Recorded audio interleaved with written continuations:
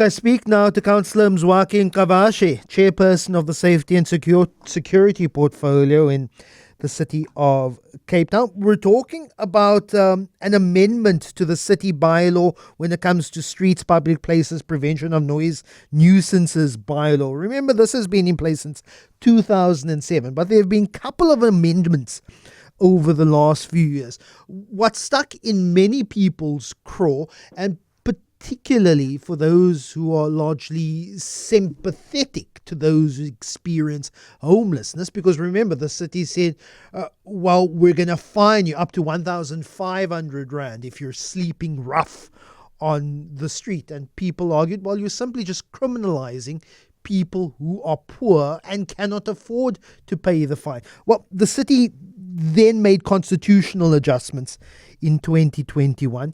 Now, there are more amendments to this particular bylaw. Mzwakhe, really appreciate your time. The city has already moved to clarify those issues, particularly around the thoughts of criminalizing poor people who already don't have money to stay or sleep somewhere, but then charging them with another 1,500. The city has already put that to bed. So what do these new amendment proposals mean? Thank you, Lester. Good morning to the listeners also.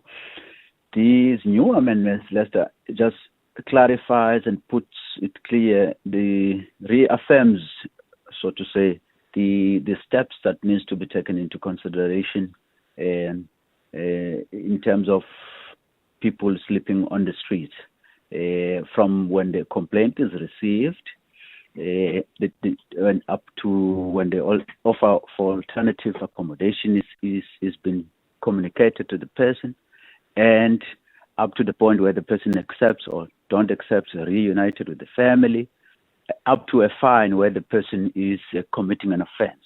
A fine is only issued with towards the behavior of the person, not the condition or the circumstances. Then also what in the main of the amendments is the redefining of other words like the street-based person. What does that mean? You will see it is defined under the shelter. So from 2021 amendment, Lester, as you said, the criminalization of homelessness was been put into bed, explained over and over. This amendment of 2024, we are further defining, clarifying for officers, because mainly the detail of the 2021, a lot of detail was on the SOP, standard operating procedure. But in law, it has to be in the bylaw. So essentially just codifying what would then just be SOP, standard operating procedure, for law enforcement officers in how they conduct themselves when approaching people who experience homelessness. Absolutely, Lester. And also so that we ourselves can hold them accountable as councillors, as members of the public, can hold them accountable, because it now is written into law.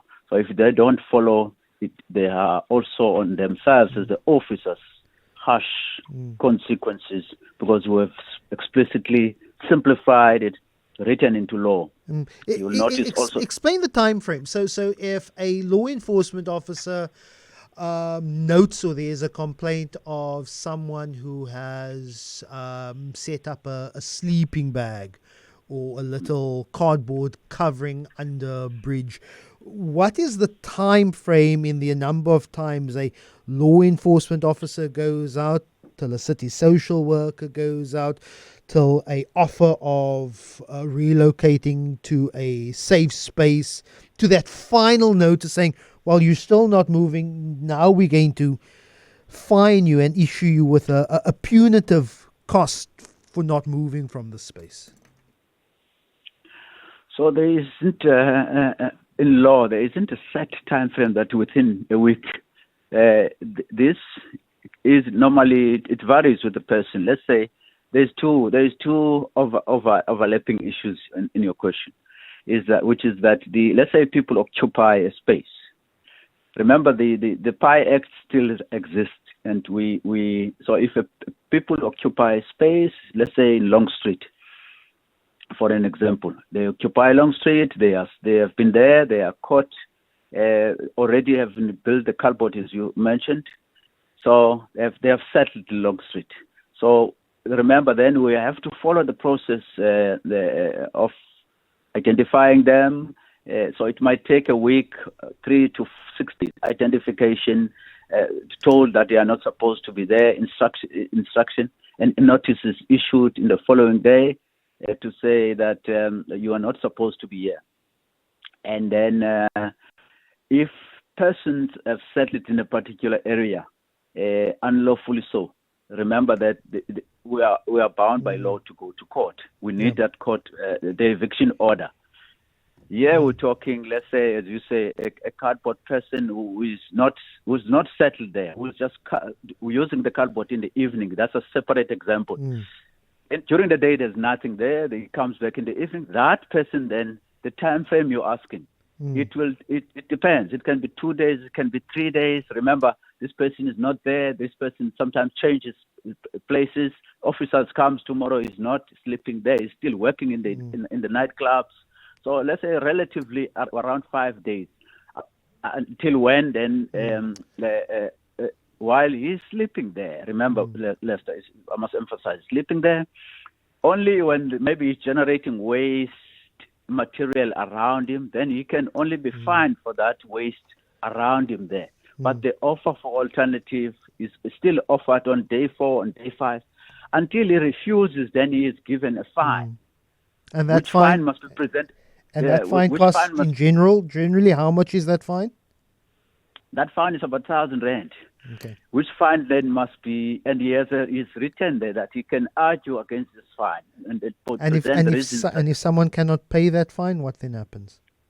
Yes, it's written there. He can approach the city, can walk to civic center, court. There is a court on the concourse to say, I cannot pay this fine. It's issued to me by the city of Cape Town, and I don't have money. So there is an opportunity for representation by this person to say, I cannot afford this fine if he cannot afford this fine. Or there is an offer to the city also that stands that, please, we have identified a bed space for you. Can we assist and lift you to this with your items to this particular bed space for you to stay in a dignified environment? Councillor Mzwakhe, Nqavashe, really appreciate that clarification. Thank you so much for your time.